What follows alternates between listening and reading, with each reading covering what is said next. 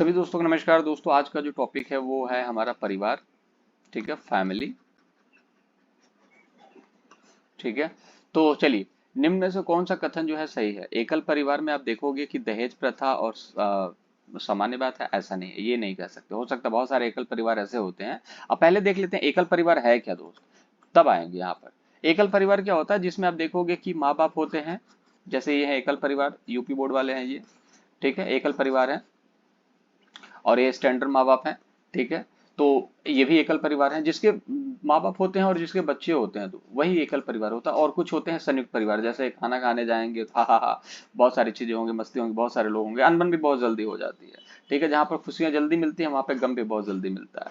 ये भी संयुक्त परिवार है, ये भी ग्रैंड संयुक्त परिवार है, बहुत सारे लोग होते हैं यहाँ पे, तो डॉग भी होते हैं। ठीक है, चलिए, संयुक्त परिवार आपने देख लिया जिसमें दादा दादी होते हैं। अगर दादा घर है, दादा दादी, चाचा चाची, बुआ होंगे, माँ बाप होंगे।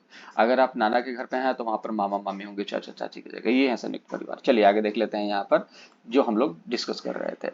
तो एकल परिवार में दहेज जो होता सामान्य बात है, ऐसा नहीं है। एकल परिवार में मांग मांग भी सकता है कि हाँ दहेज चाहिए भाई, मैंने अपने लड़के को बहुत पढ़ाया लिखाया है, इतना किया है, इतना स्ट्रगल कराया, तो मुझे दहेज तो चाहिए ही। और ऐसा भी हो सकता है नहीं, मुझे सिर्फ लड़की से मतलब है, क्योंकि आएगी दहेज लूंगा तो कल को बोलेगी दहेज लिया था ना तुमने। ठीक है, तो काम क्यों करवा रहे हो। ठीक है, तो मेरे ऊपर हुक्म मत चलाओ, मुझसे तमीज से बात करो, बहुत सारी चीजें होती हैं। ठीक है, तो बहुत सारे लोग दहेज नहीं भी लेते हैं कि ठीक है, पोलाइटनेस बना रहेगा और परिवार आगे बढ़ता रहेगा।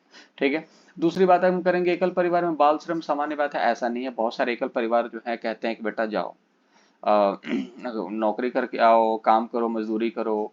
और बहुत सारे बच्चे परिवार ऐसे होते हैं जो कहते हैं कि नहीं, ऐसी कोई जरूरत नहीं है करने की, तुम पढ़ाई लिखाई करो। दहेज देखोगे तो दहेज तो और बाल श्रम ये सामाजिक बुराई है, बिल्कुल फैक्ट है।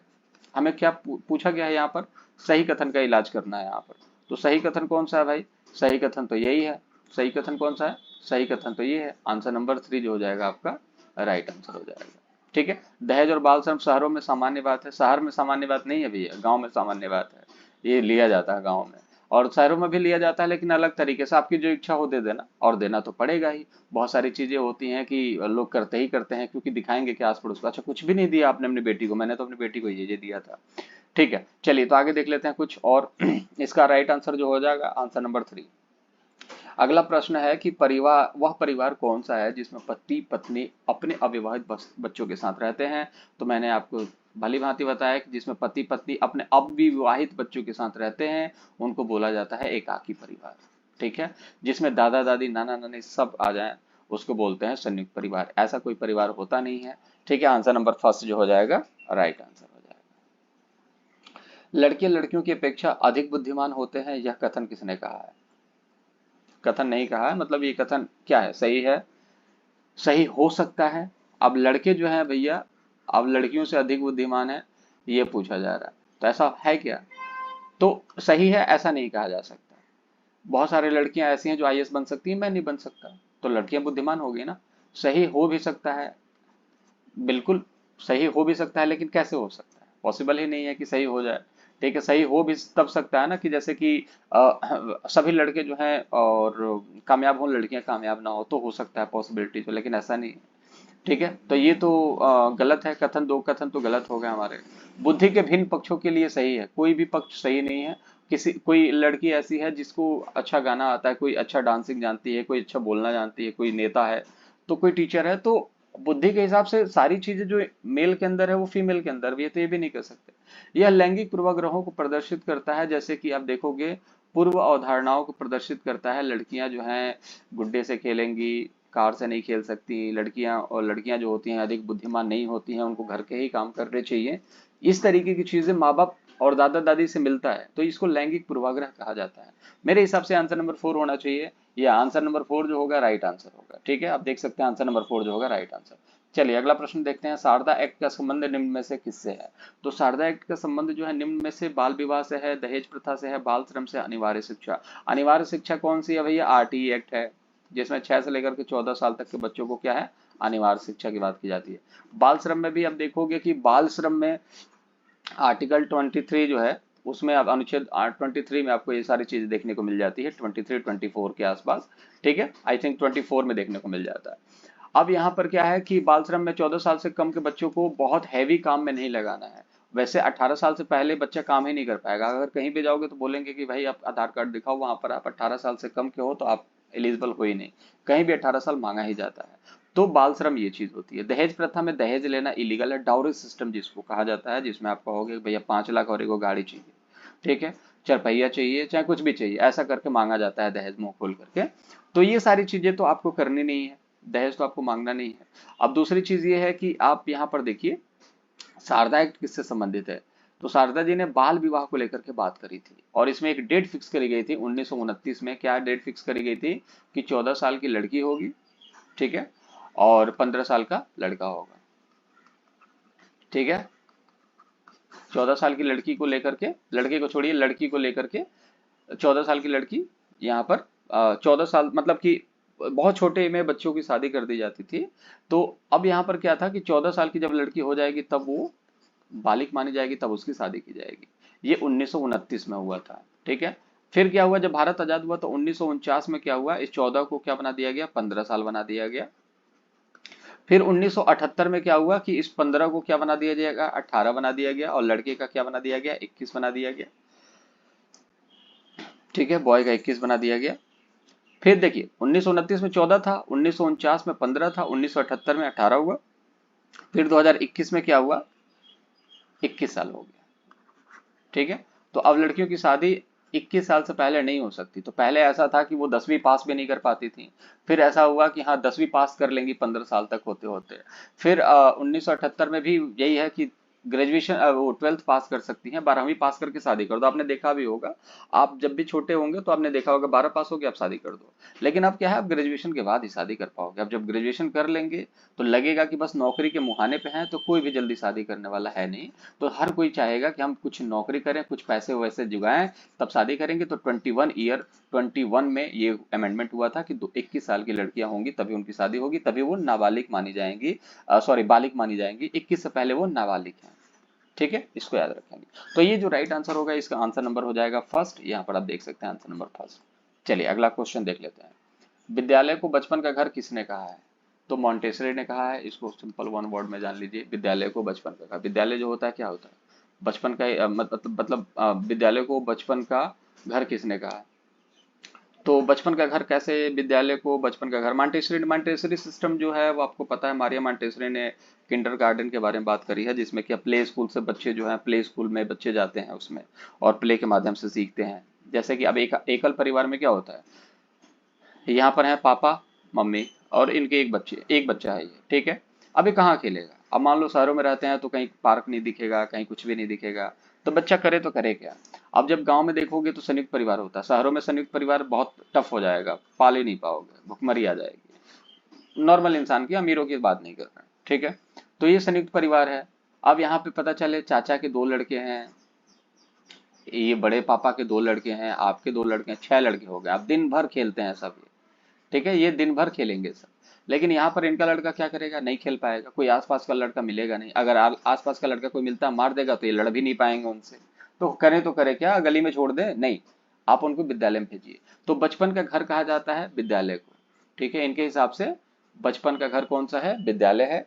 तो किसने कहा था, मॉन्टेसरी ने कहा था। और वहां पर बच्चे जाएंगे प्ले स्कूल में, और इनके जैसे न जाने कितने परिवार होंगे, 30-40 परिवार होंगे जिनके एक एक बच्चे आएंगे, और ये बच्चा जो है 40 बच्चों के साथ स्कूल में खेलेगा, एथिकेट सीखेगा, ठीक है, कि कैसे उठना है, बैठना है, मम्मी पापा डैड, ये सारी चीजें बोलना सीखेगा। तो आंसर नंबर जो होगा, answer number second right answer हो जाएगा। आप देखिए यहाँ पर सेकंड राइट आंसर।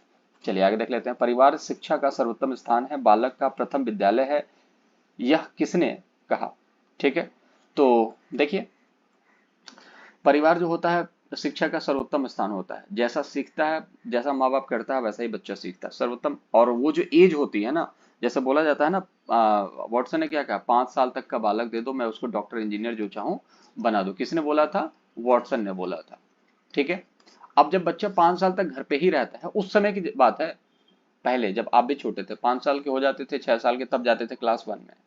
तो वो सारा शिक्षा कहाँ से लेता था, परिवार से ही तो लेता था ना। तो शिक्षा का सर्वोत्तम स्थान क्या हुआ, सबसे ऊपर जो स्थान है क्या हुआ, परिवार हुआ। बालक का प्रथम विद्यालय कौन सा है, प्रथम विद्यालय जो होता है वो परिवार होता है। तो यहाँ पर देखिए प्राइमरी एजेंट कौन सा है, फर्स्ट फर्स्ट एजेंसी कौन सी है, तो वो होती है फैमिली, ठीक है। आस पड़ोस भी आ जाते हैं इसमें। सेकेंड एजेंसी कौन सी है? सेकेंड एजेंसी जो होती है आपकी कौन सी होती है? ये होता है स्कूल। ठीक है, तो ये सबसे उत्तम माना जाता है। और आज भी स्कूलों में जाओगे ना तो स्कूल वाले पता है क्या बोलेंगे? ये बोलेंगे कि हमारे इस पढ़ाने से नहीं होता है, आप लोगों को भी मेहनत करना पड़ेगा। कहने का मतलब है कि हमारे यहाँ तो बच्चा जो रहता है 6 घंटे रहता है, आपके यहाँ तो 18 घंटे रहता है, तो आप लोग ज्यादा मेहनत कीजिए। तो भैया आप इतना फीस क्यों लेते हो? ठीक है, जब फैमिली को ही 18 घंटे मेहनत करनी है, जिसमें से बच्चा 10 घंटा सोएगा, 8 घंटा बच्चा घर पे है, 8 घंटे मुझे लगता है 6 घंटा खेलेगा ही वो, तो 2 घंटा आप भी पढ़ाइए। तो भैया हम 2 घंटा पढ़ाएं और आप 6 घंटा रखें, तो अच्छा कौन पढ़ा सकता है? तो देखिए, आप बहस मत कीजिए, आप अपने बच्चे को समझाइए, नहीं तो कोई बात नहीं, आप दूसरे स्कूल में एडमिशन ले लीजिए। तो इस तरीके के सिचुएशंस बनते हैं। तो बच्चे को सबसे ज्यादा अगर कोई सिखा सकता है तो वो कौन सिखा सकता है? माँ बाप, क्योंकि बच्चे को समझते हैं माँ बाप। इसीलिए बोला गया है कि परिवार जो है वो सर्वोत्तम स्थान है, बच्चा वहीं पर सबसे ज्यादा सीख सकता है। विद्यालय जो है प्रथम, आप देखोगे एजेंसी होती है सीखने की बच्चे की, सॉरी, विद्यालय जो होती है सेकेंडरी होती है, परिवार जो होती है प्राथमिक एजेंसी होती है। ठीक है, इसका राइट आंसर क्या होगा? फर्स्ट, पेस्ट्रोलॉजी। ठीक है, चलिए आगे देख लेते हैं। माता के पास सत्ता वाले परिवार हैं तो उसको क्या कहा जाता है? बच्चा बच्चा बता देगा, मातृ सत्तात्मकता। जिसमें माता जो होती है वो सत्ता को धारण करती है। ये कहाँ पर देखने को मिलता है? नागालैंड में देखने को मिलता है। नागालैंड कहाँ पर है? ठीक है, मैंने आपको बताया था ये है सेवन सिस्टर, तो यहाँ पर है नागालैंड, मणिपुर और यह मिजोरम। ठीक है, तो यह है नागालैंड, सबसे ऊपर आप देखोगे। इसके ऊपर यहाँ पर आप देखोगे ये आसाम है, ये है अरुणाचल प्रदेश, फिर यहाँ पर मेघालय, यहाँ पर है त्रिपुरा। तो कितना हुआ? 1 2 3 4 5 6 7। तो ये सेवन सिस्टर्स है। बाकी मैंने मैप में सारी चीजें सिखाई रखी हैं आपको। आप देखोगे बहुत सारे जानवर हैं, जैसे शेर है, वहां पर मात्र सत्तात्मकता चलती है, शेरनी जो है शिकार करने जाती है। ठीक है, तो बहुत सारी चीजें हैं, अब समझ जाओगे धीरे धीरे जब आप ईवीएस पढ़ना स्टार्ट कर ही रहे हो। धीरे धीरे क्वेश्चन आंसर की प्रैक्टिस जब करवाऊंगा तो मजा आएगा। अभी तो मैं सिर्फ आपको थ्योरी सेक्शंस करवा रहा हूँ, उसमें भी क्वेश्चंस जहाँ लगता है कि ज्यादा कराने चाहिए वहां मैं करा रहा हूँ। तो मात्र सत्तात्मकता आप देखोगे यहाँ पर देखने को मिल जाती है। ठीक है, पिता जब वहां पर डोमिनेट करता है तो वहां पर पितृ सत्तात्मकता, माता करती है तो मातृ सत्तात्मकता। तो आंसर नंबर जो हो जाएगा फर्स्ट। मलयालम में माँ की बड़ी बहन को क्या कहा जाता है? तो ये बार बार पूछा जाता है, तो इसको आप याद रखेंगे, क्या कहा जाता है? बलियम्मा। ठीक है, ये सारी चीजें नहीं कही जाती हैं। और माँ को क्या कहा जाता है? अम्मा। ठीक है, और इनको क्या कहा जाता है? वलियम्मा। मतलब बड़ी अम्मा इस टाइप का तो नहीं कहा जा सकता, बड़ी अम्मा क्या कहा जाएगा? माँ की बड़ी बहन को क्या बोला जाता है? मौसी ना, तो मौसी को बली अम्मा कहा जाता है। आंसर नंबर फर्स्ट मेरे हिसाब से देखते हैं, या फर्स्ट आंसर जो होगा राइट आंसर होगा। प्राथमिक समाजीकरण है शुरुआती आयु में परिवार एवं मित्रों से सीखना। मित्र स्कूल वाले मित्र की बात नहीं हो रही, आसपास में जैसे मित्र कौन से हो जाते हैं, जैसे आप चाचा के लड़के भी मित्र बन जाते हैं। ठीक है, तो परिवार से सीखना और मित्रों से सीखना, प्राथमिक मतलब कि शुरुआती, ये डेफिनेटली ये राइट आंसर होगा। आंसर नंबर फर्स्ट जो होगा राइट आंसर होगा। कहाँ किशोरावस्था आ गया। समाज से सीखना, समाज से कहाँ सीखता है बच्चा? परिवार से तो पहले सीखेगा। समाज तो बहुत बड़ा होता है, समाज से सीखने में पूरी जिंदगी निकल जाएगी। शिक्षकों का अनुसरण करना तो ये तो सेकेंडरी हो जाएगा। तो आंसर नंबर फर्स्ट जो होगा राइट आंसर होगा कि शुरुआती आयु में परिवार और मित्रों से सीखना। क्या सीखता है बच्चा परिवार से? जैसे कि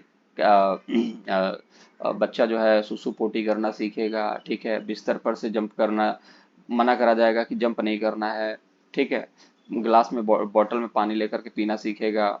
ठीक है, तो धीरे धीरे करके सारे एथिकेट सीखता है। कहाँ से सीखता है? परिवार में सीखता है। और उसके बाद कुछ मित्रों से सीखता है कि किस तरीके से बात करना चाहिए, तुम्हारा पेंसिल मेरे पास है तो मेरा पेंसिल तुम्हारे पास है, इस तरीके से मिलजुल करके रहना। उसके बाद बच्चा जब स्कूल में जाता है तो ये सब एथिकेट्स आते हैं तो बच्चा सरवाइव करता है। अदरवाइज अगर बच्चे को ये सारी चीजें नहीं आती हैं तो स्कूल वाले कहेंगे बच्चे को क्या सिखाया आपने।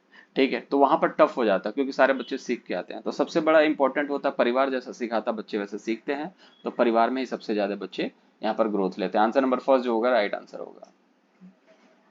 चलिए, तो आज का जो सेशन था वो यहाँ पर खत्म हो चुका है, और कुछ इंपॉर्टेंट चीजें थी उसको मैं डिस्कस कर ली है, और कुछ और इंपॉर्टेंट विविध करके, ठीक है, विविध करके हम लोग यहाँ पर डिस्कस करेंगे, मिश्रित टॉपिक डिस्कस करेंगे। तो चैनल को चाहें तो आप सब्सक्राइब कर सकते हैं, अपडेटेड कंटेंट है, ठीक है। और टारगेट है 130 का, वो आप अचीव कर लोगे, डोंट वरी, कोई दिक्कत वाली बात नहीं। चलिए मुलाकात अगले वीडियो में करेंगे, अपना ख्याल रखिएगा, बाय बाय।